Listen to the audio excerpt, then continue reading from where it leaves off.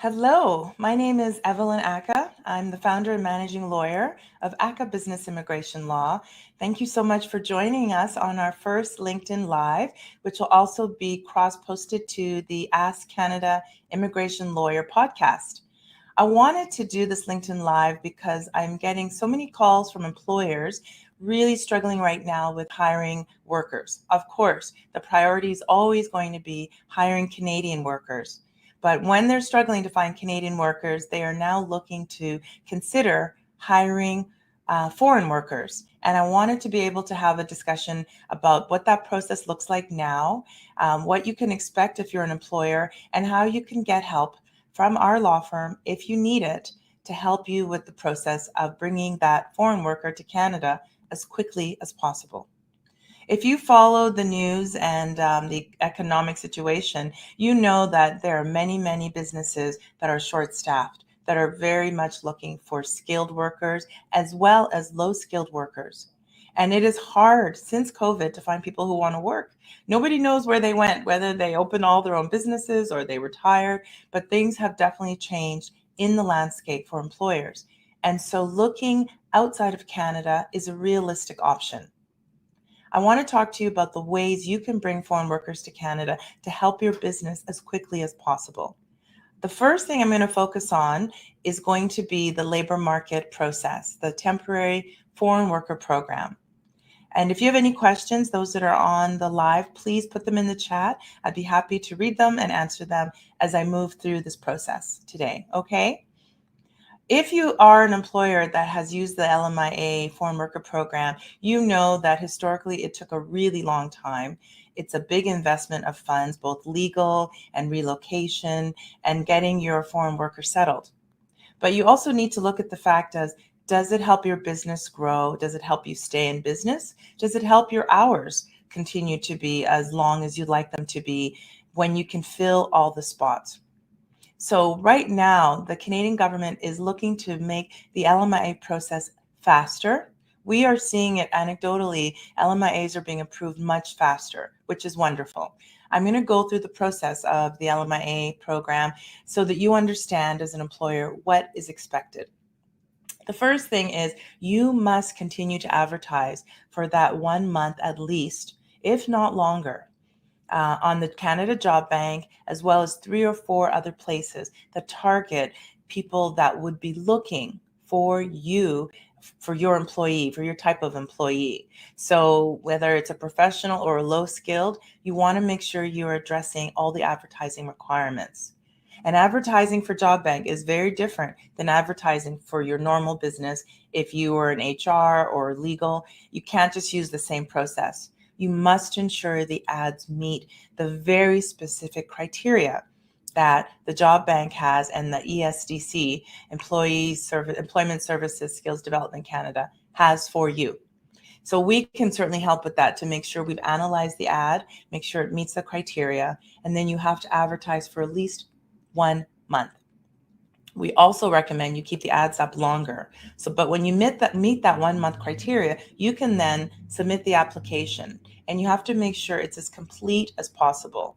You cannot miss anything or it will come back. ESDC now has an LMIA portal where applications can be uploaded. So just like with other immigration processes, portals are becoming a reality for Service Canada. Thank goodness. We don't have to fax anymore. And I was just notified today on a conference I was attending that after, I think it's April or May of next year, you will no longer even be able to email Service Canada your LMIA. Everything must be done through the portal. In the short term, we can still email. There's no faxing anymore, thank goodness. And then you wait for processing. And I can tell you from my experience currently, we are seeing a faster turnaround because the government is under pressure by employers to get foreign workers to Canada as quickly as possible. So I'm seeing anywhere from 2 weeks to 6 weeks to get an LMIA approved. And that is fabulous, given that it used to be anywhere from 3 to 4 months before. They are prioritizing these applications. But then what happens after that?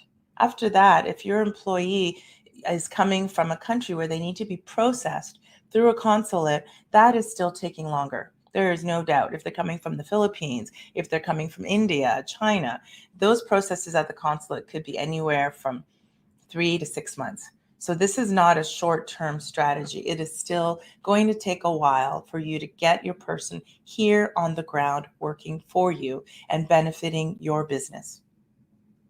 If the person you're looking to hire is coming from a Western European country, America, Mexico, a country that does not require visa and consular processing, they can get here immediately after the LMIA is approved with a work permit application for the port of entry.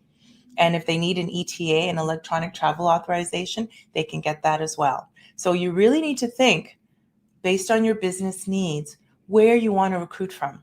Because if you can't wait 6 to 8 months, possibly depending on which country they're coming from, you want to be very strategic about where you're looking to hire people from. Australia, New Zealand, Mexico, the United States, Western European countries, countries in Eastern Europe that don't require visas to come to Canada. Those are going to be your targets. Okay, so you need to think about this. Another thing that just happened last week is the NOC code has changed again, and now it's under a different criteria. It's called the tier, and it's a new training employment category where the NOC codes have changed. So you need to be very certain before you post any position that you are using the most current job classification, or your application will come back. And so again, we can assist you to do the concurrence to make sure what the NOC used to be and what the new tier is, so that you are completing your application as properly and as completely as possible, because there is a new job classification that you must be aware of. Something else to think about when you're looking to hire foreign workers is that based on historical abuses, unfortunately, sometimes more of the low-skilled jobs, nannies, etc., that were maybe having some challenges. As an employer, you must have now an employment contract with your employee, your foreign worker, and you must also be able to share with them the government brochure that outlines what their rights and obligations and responsibilities of the employers are. They want to ensure, especially for low wage or low skilled positions, that you as an employer are sharing the information about what their rights and responsibilities are. And if you're audited under a compliance audit for your temporary foreign worker file, you must be able to reflect that you've done that, and maybe have the employee sign off that they've received that information, and that there is as well a signed employment agreement. We're hearing that for some employers who might be seasonal, etc., those are challenges to maybe get an employment agreement in place that meets the government's criteria, but you must make sure you do, or you'll have struggles when it comes to your employment audit if you get audited. So I just want to make sure that you are fully aware. So right now, as I've said, I'm hearing from people who want to hire chefs. They need people to manage restaurants. They need highly skilled workers, IT, engineer. There is a desperate need for us to grow our economy as well as our workforce. And that is why the government of Canada has committed to increasing immigration. In the next 2 years, the numbers will increase to 500,000 or more immigrants they're looking to attract. And so some of these people you may be able to bring in as foreign workers, and then once they're here, they can apply for permanent residence. But when you do an LMIA, the idea is that employee will be able to work for you for 1 to 3 years. It depends on the job if you can get a longer term. We're asking for 3 years for all of our LMIAs currently, so we can help the employer, and it allows the employee, if everything works out, to be able to become a permanent resident before that work permit expires, and then you don't have to do this process again. So besides hiring foreign workers under the LMIA process, I want to talk about NAFTA, the new NAFTA, the Canadian-US Free Trade Agreement, Mexico Free Trade Agreement, in terms of bringing people. It's a wonderful tool if you're looking for a Mexican citizen or an American citizen to bring them to Canada. It can be under the NAFTA, I still call it NAFTA, the NAFTA professional category, the NAFTA intercompany transfer category. Those are great options to bring them in. And if they don't have a title that's listed under the professionals categories, you may want to consider in the short term, could they provide consulting services to you in the short term? And then you can do the LMIA process, which is something we do regularly. And then they move to being a full employee. But for the first 2 or 3 months, they could provide only consulting services, but it gets them to Canada sooner than later. So the NAFTA is a wonderful tool. We still use it. There are so many new treaties now, the Chile, Canada, Korea, Canada. So there are a lot of treaties that you may want to consider. The General Agreement of Trade and Services for people coming from Europe, coming as consultants, professionals. There are a number of ways to get here that do not require using the LMIA process and that are much faster. And so I would always recommend you look to see, is there a treaty with this country that your prospective employee is a member of? And then that might be a faster way to bring them to Canada as well. So we've talked about the LMIA process. We've talked about NAFTA, GATS, treaties. As well, sometimes people can come in as business visitors doing after-sales service. So if you have purchased a piece of equipment or a service, a consulting, and you require these people to come to Canada, that might be another option under the after-sales service category, so that they can enter Canada and actually do work in the short term to install and train and get all the systems integrated and don't require work permit. In addition, Canada has a category for short-term work. It's 15 to 30 days for people coming to work, and they can actually get their work permits as well at the airport, assuming that they are visa exempt.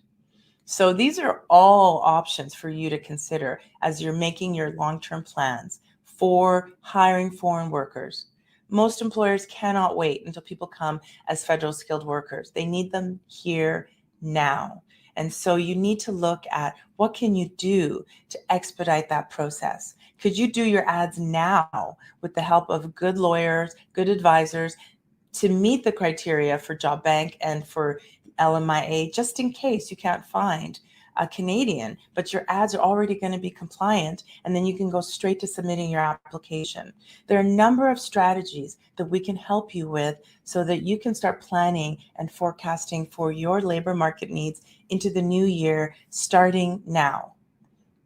I hope this has been helpful to you, because we keep hearing about the struggles to find great workers, and I want you to know there are ways to bring them here. And depending on which province you're in, there are different programs under PMP. There's lots of different ways, but they're very provincial specific. So if you want to talk about that, we can certainly do a consultation and look at your options from the province you're in to see if you have other options as well to bring foreign workers to Canada. Again, my name is Evelyn Ackah, and I'm with Ackah Business Immigration Law. I hope this little teaser has been informative and helpful. And if you'd like to discuss this more, you can always feel free to contact us at Ackah Business Immigration Law. We're at 403-452-9515. Feel free to contact us anytime. We'd love to help you cross the border seamlessly and bring your foreign workers to Canada to help your business continue to grow and thrive. Thank you so much, and take good care. Bye-bye.